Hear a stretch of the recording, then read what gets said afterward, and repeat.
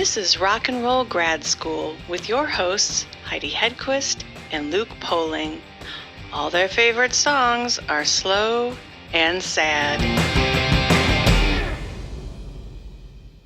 Hello, kitties. We are going to have a good time together because I shouldn't say because. I feel like I always say because so-and-so was on the show. Well, do you want to start just ending the sentence? Have a good time together. So-and-so's on the show. That's true. Hello, kitties. We're going to have a good time together. Today on the show, we have Steve Garvey from the one and only Buzzcocks. Yes. Turns out Steve and I are neighbors. Who knew? I know, not like next door where we're arguing over who cuts which side of the hedges, but close, how me and Bob Seger. Yeah. So someday maybe Steve and I will be able to argue over hedges. I would love to hear you argue with Steve over hedges. It's a friend of a friend. Over the hedgerow? Yes, there would be a bustle, let me tell you. There would definitely be a bustle in your hedgerow. One thing we didn't talk about, and I just sort of over the weekend discovered this. So last week I took the elder to go see Bob Dylan for his first show. Yes. And I am a bad judge of these things because my minutia of enjoying this goes down rabbit holes within rabbit holes. Yes. But his review of the show in general was better than I thought. So I think that's a thumbs up. It is. That's a win. But here's the thing I found out this weekend that I was very excited by. So the show was November 30th in the year of our Lord, 2021. Yes. It is the first time, and I saw other Dylan people checked this. The first time in Bob Dylan's career, he ever used the word yummy on stage. Really? Yep. He described Philadelphia cheesesteaks as yummy. And he said, you eat one of those things, you don't need to eat for the rest of the year. Wow, that's quite a rollicking Yet review. again, speaking truth. That is. And then he asked if Dick Clark was still from Philadelphia and if Fabian was still around. So, well, as one does. Of course. Did you ask about Hall & Oates? He didn't. He did bring up it's great to be at the home of the Liberty Bell. Rocky? He did the night before mentioned Rocky. Okay. I think it's great to be in Philadelphia, home of the Liberty Bell. I believe it was Frankie Avalon cheesesteaks. No, cheesesteaks and Rocky. They came up. He came up. As well. So, you should. Good. Yeah.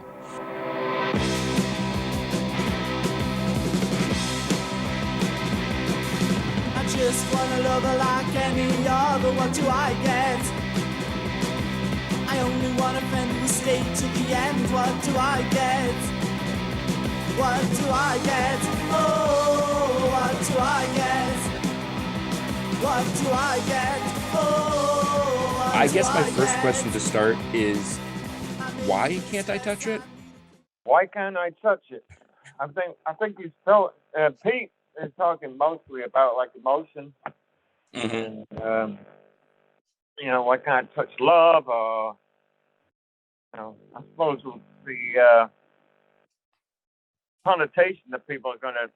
I've always taken a little bit from that song is like being rude, but it's right. Really not about being rude at all.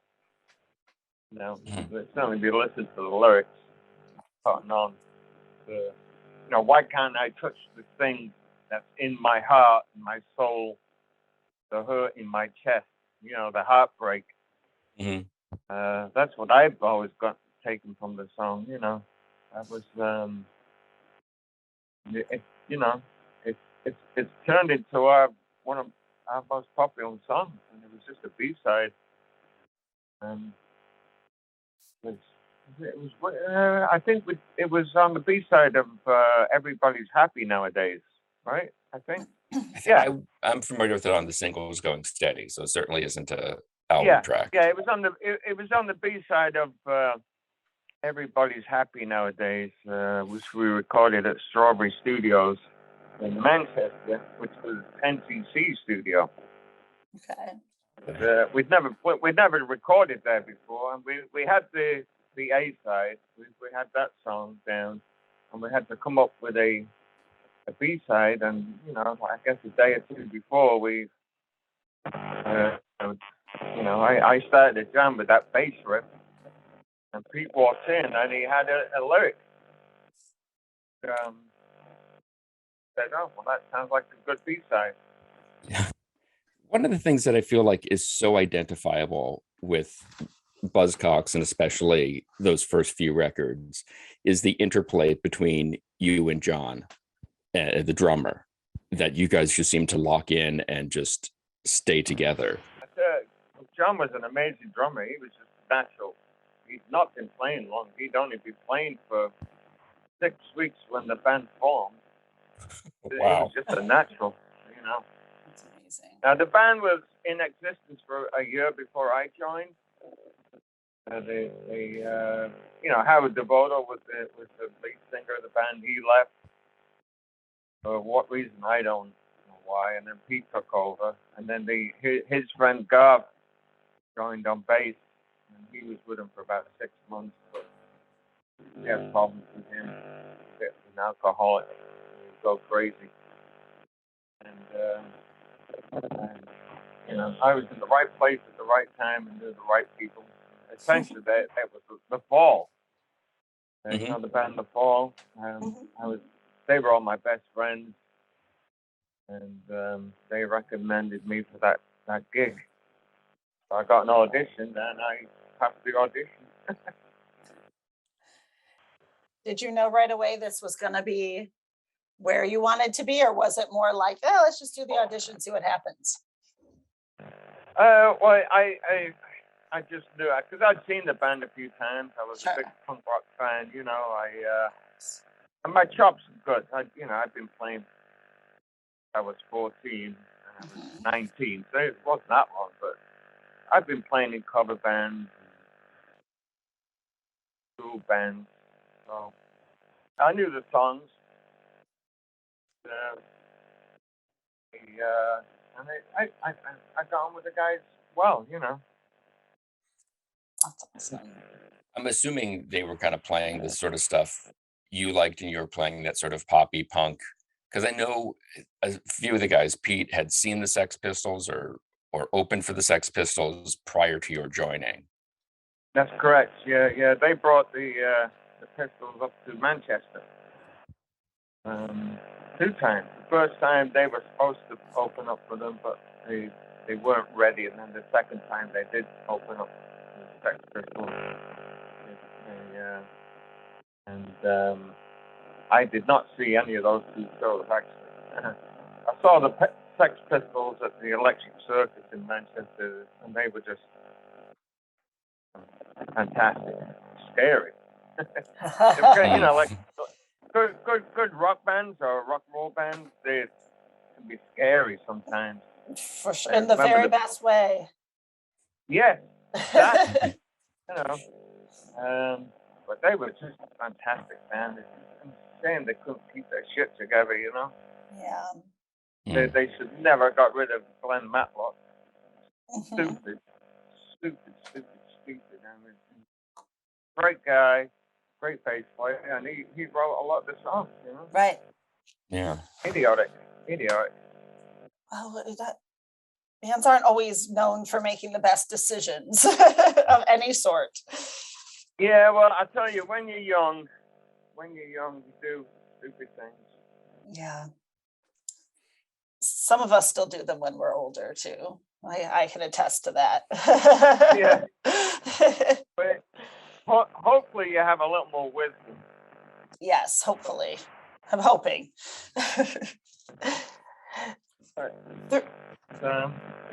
My timing was good. I was really into punk rock, and I just had a feeling that I would see them with Garvey playing bass, and I would say to my friends, "It's not good. It's terrible. It don't look good." I said, "I need to be in that band," and it happened, And it was like a dream come true, like any other kid. I wanted to be a rock star or a pop star. It's called pop stars over there. Yes. And it happened. the first song I recorded with them was "What Do I Get," Mhm. and that was a hit record. So Yeah. great. Yeah. If you need a song to start with, that's a good one. It's a very Yeah. good place to start. That's a good one. Yeah. For sure. Yeah. I remember that's the only time anybody ever told me what to play. I remember there's a bass, the bass and guitar line in the bridge where Pete. I remember Pete actually telling me what to play. That's the only time I can ever remember anyone ever telling me what to play. Wow. So And, being the first song you were recording with them, were you like, all right, I'll do that, or are you like, why is this guy telling me what to play? no, I just joined the band. I'm on my know. best behavior. Whatever That's you want, true. Pete. No problem. Just don't ask it again. Yeah. But we recorded that single. On the B side was "Oh Shit." Uh-huh. At Olympic Studios, which I mean I didn't know at the time. It's a very famous studio. I don't think it's still going now in London, South London. And that's where a lot of classic rock bands recorded. You know, the Stones, Led Zeppelin, the Who. I remember when we showed up that day to record. What do I get? The Hollies had just finished a session, and we got to meet the Hollies. It was like, oh my God, this is like awesome. The big time. Yeah, I was enamored. But they were a Manchester band as well, you know. It just seems like something about Buzzcocks sort of covers all genres in a way, that it's okay to listen to you guys and like the Hollies, and because the Sex Pistols obviously had a very hard and fast, you know, the story that Glenn Matlock liked the Beatles, so we got to chuck him out. It seems like you guys were much more like, well, any influence we can get and bring in, the better. Yeah, we didn't have barriers. You know, I mean, you mentioned about working with John. I mean, we never talked about anything. We would just play it, period. You know, I can't remember ever sitting down. I think it's a Manchester thing. You know, we don't sit down and say, well, what are you playing here? What should I play? We just play, you know, and work it out as we go along. And it mostly worked. You know, sometimes I listen to some things and I think, oh, that could have been better. You know, especially like the Love Bites album, my second album, I listened to that and I think that could have been a better recording. It was just, it happened too quickly after the first album. You know, you get on that roller coaster of recording and touring and touring and touring, and then you're right back in the studio, and you've not had enough time to really work out any new songs, and it trips up a lot of bands, you know. Yeah. Certainly from that era. I was going to say, you know, it seems like, you know, you even the Beatles with the Get Back film, that people now are saying, you know, either Ringo or Paul said, oh, if we had just taken 8 months off from each other and gone away, we could have gone back together. Do you think that you guys would have made it a little bit longer the first go round if you had just like said, we need a break from each other, let's go our separate ways and come back in a little bit? Yes, there's no doubt. I mean, when we got together, this would have been what, 1980, I think, to do the fourth album. We were all, you know, with 5 years into the career, 81, I can't remember. And Pete was exhausted. He was very disillusioned by everything. Plus the fact that, you know, all the work we'd done, we had no money. All the money had been frittered away. Pete had some money from publishing, but he didn't, you know, he didn't want to fund the band. Right. And then United Artists our label got taken over by EMI. EMI didn't show any much interest in the band, and so Pete got very disillusioned, and he went off with our record producer Martin Russian to try and help Pete to work on some of these new ideas for songs. And the next thing you know, they're making the Homo Sapien album. And Pete said, well, I don't need the band. So he got a letter from his attorney saying that he was quitting the band. This day and age, it would have been, oh, I'm going to make my own solo album. Right. You know, And I'll see you in we're a not couple going to quit months. Yes. Yeah. But Yeah. you know, then it was kind of end of the world, you know. And it was like, well, what do we do now? Yeah, we'll talk about the good times. Yes, that's much better. Right? I'm definitely Yeah. more on board with that. Yeah. And we had a lot of good times. We got on very well together. We had a lot of fun. We could party with the best, you know. It's something to be proud of, as well you should. Yeah.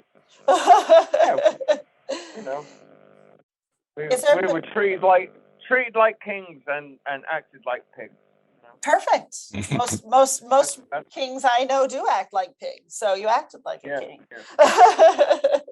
No, we were good guys. We were polite and everything, and had a good reputation. And we always put on a good show, I felt, you know. Yeah.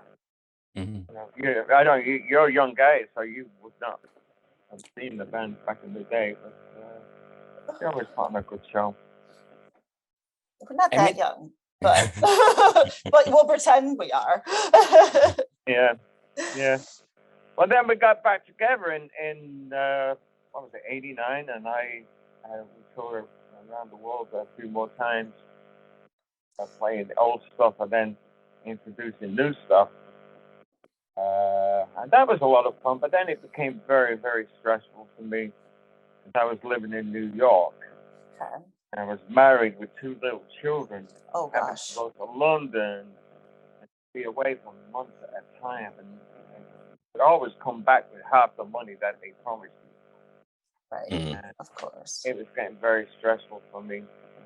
And then I had tremendous pain in my face. Oh gosh. And I found out like a year or so after. I told the band that I had to quit. This was '93, I think. I found out later that I had cancer in my cheek. Oh.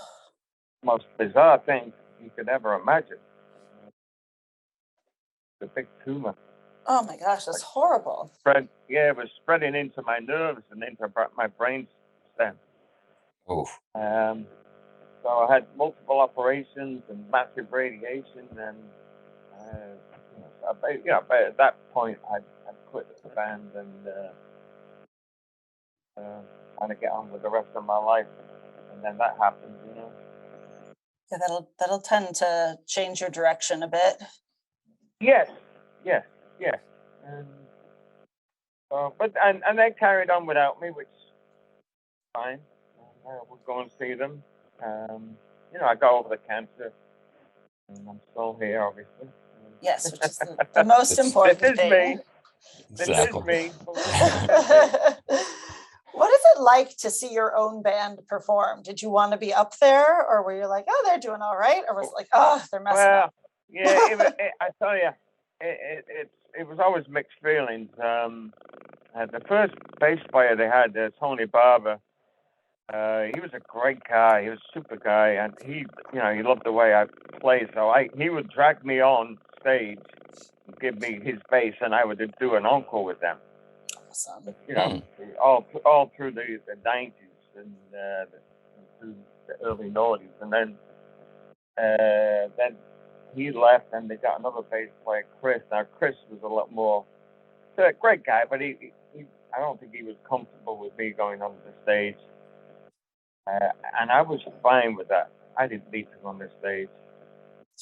But last time I saw them play with Pete when Pete was still alive was the Stone Pony, The outdoor at the outdoor arena they have there, and I'm in the audience, and it was so blissful seeing all these punters, you know, these young people just singing along to every song, and they were in total bliss, and it was the most amazing feeling.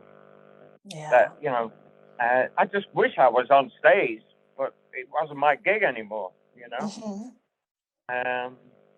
But that was the last time I saw Pete before he died, and it was great, you know. I always had a great time with him. There's no hard feelings, nothing like that. That's good. Yeah, I'm very You know, few people.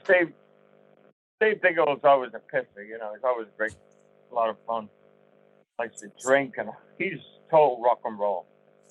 Total rock and roll. Yeah. You're probably one of the few people who had that, you know, Tom Sawyer, Huck Finn moment of being able to go to your own, you know, in the book, obviously it's a funeral, but to go see what the deal was about your band, to be like, oh, now I get it. Like, Yeah, we're good. cool. Exactly. People like us. Yeah. It's you know, people always say to you, well, didn't you get sick of playing the same old songs or the hits or whatever? And I can honestly say that being a musician, when you're on stage and you're playing the hits that you played 1,000 times, you're on automatic pilot, but you're just you can feel the radiation from the audience and how much they love it, and that's what you get up on. You know, you don't mind playing those songs because you know that they love those songs. It's playing the new songs that is always hard, because it's hard to playing the new songs because you know the people are not, they don't know those songs necessarily, or they don't care for them that much. You know, they don't love that's them yet. Hard work. Yeah.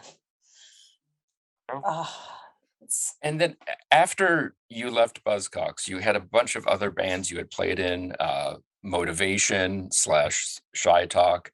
And then for a while you had played with Blue Orchids, where Nico was the lead singer. And I feel like that's what, sorry, go ahead. Yeah. I was gonna say, I just have to ask what Nico was like at that time, especially the early, you know, mid 80s. Yeah, that was after the band split up in 81. Blue Orchids, some of those guys were in the original Fall. Martin Brown. Anyway, heroin was cheap in Manchester, so she settled in Manchester. She got a group of, you know, Blue Orchids were a band, and they had them open. You know, I think they would open a show and then they would play for her, but the guitar player, the bass player moved on to second guitar, so they needed a bass player. So I wasn't doing much. It wasn't for a whole lot of money, so but I toured with her for not a whole lot, maybe 3 months. I can't remember. But she was very, very nice. She was very nice, pretty quiet. She took a shining to me, you know. Kind of weird. That was kind of weird. It's, you know, she was much older than me, that's for sure.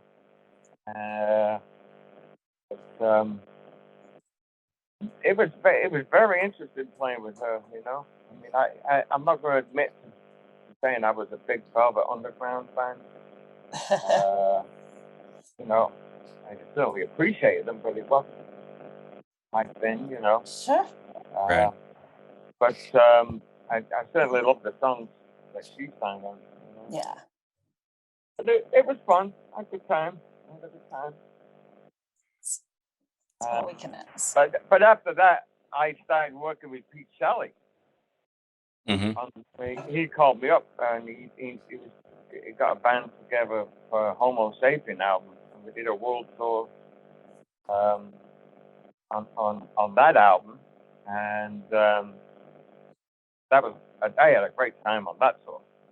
That was a lot of fun, and I was being paid really well. I was being paid like $800 a week.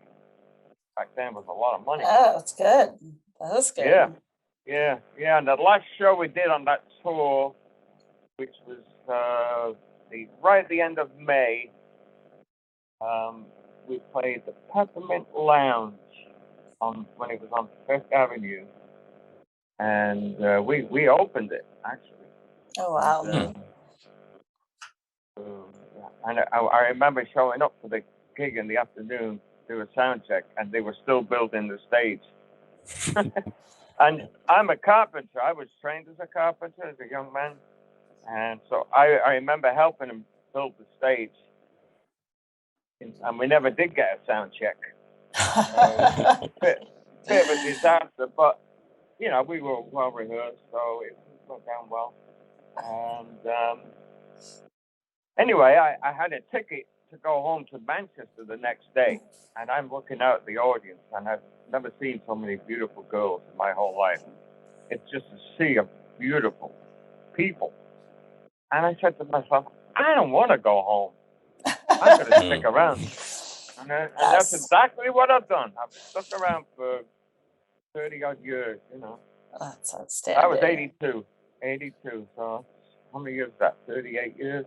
Yeah, something like that. Yeah. Just a few. But So I know- I tried to get a few musical things going, and didn't want to be a gun for hire. I had one guy from Manchester that I brought over, a really, really good singer, and a pretty decent songwriter, and but it nothing really worked out. And the mid '80s were very tough for me. Going back to work and stuff. It was weird. That had to be weird. That had to be so weird. Yeah, it was. But then the band got back together again, so I was able to get out of it. Yeah. Bigger run for it. For a while. Yeah. Even though we were very popular, we didn't make a lot of money. Yeah. We didn't.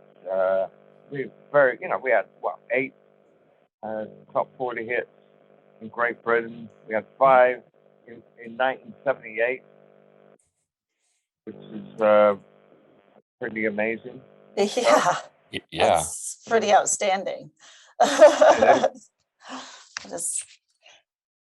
I know you've said when we were talking kind of prior to actually while we were setting this all up, that you're kind of retired, but you've still got bands going. Do you think you're ever going to give it up? Do you think are you kind of addicted to that being on stage with a group of friends and playing?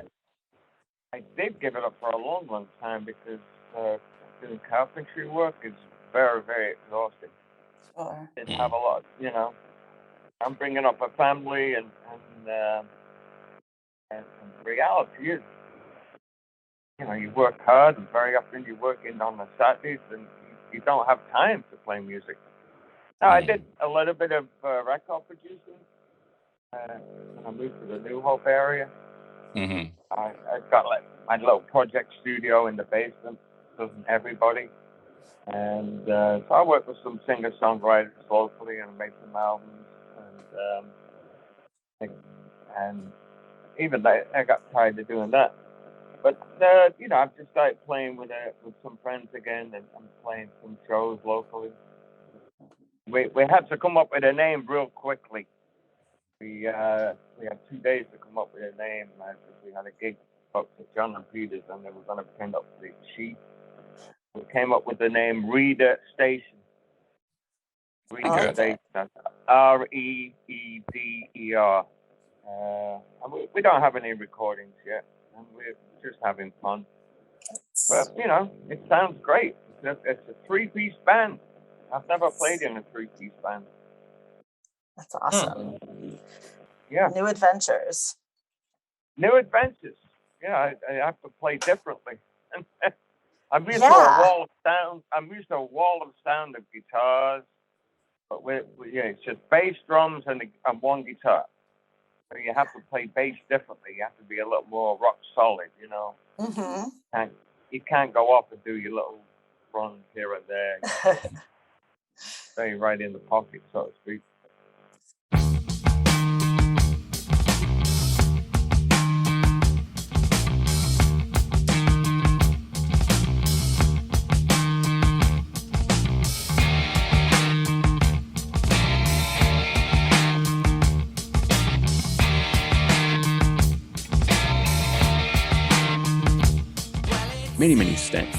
Many thanks to Steve Garvey for making the time to talk to us. We really appreciate it. Like he said, his band is so new, they don't even have a website. So for more information on where they're playing, you can check Steve out on Facebook. The only gig they do have on the books is January 22nd, where they're playing at John and Peter's in New Hope, Pennsylvania. You can check us out on all the various socials. Be sure to visit our website at rockandrollgradschool.com, and don't forget to leave us a review. Today's show is produced by myself and Heidi Hedquist. Our reluctant producers are John Sauvé and Sandy Stone. Our willing producers are Rachel Allen and Randy Jeanette. Our intern is Zach Jackson. This one's for Philippe. Thank you, good night, and may all your favorite bands stay together.